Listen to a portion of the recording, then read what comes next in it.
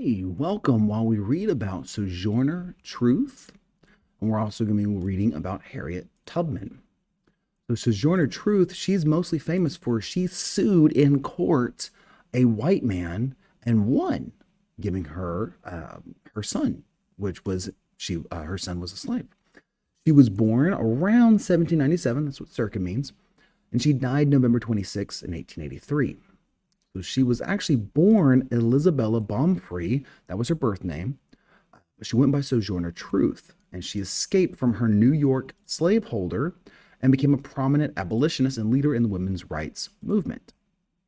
She gave herself the name Sojourner Truth in 1843 after she became convinced that God had commanded her and called her to leave the city and go into the countryside.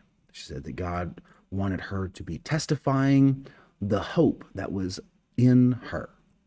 One of Truth's first successes was using the courts, because she sued, to secure the release and return of her young son who had been sold illegally. Truth worked alongside a number of prominent abolitionists. She advocated for equal rights for both men and women.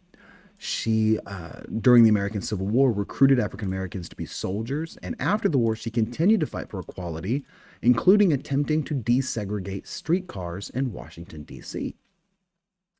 So, Harriet Tubman, she is the most famous conductor on the Underground Railroad.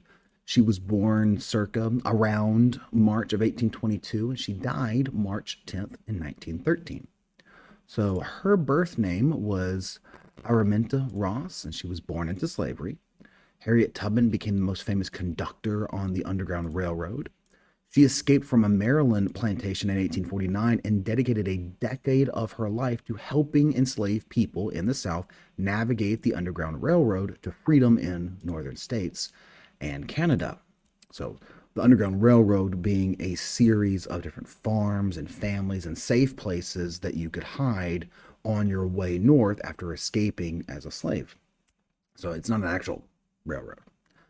She made 13 trips back into the South after she got her own freedom to help escort others out.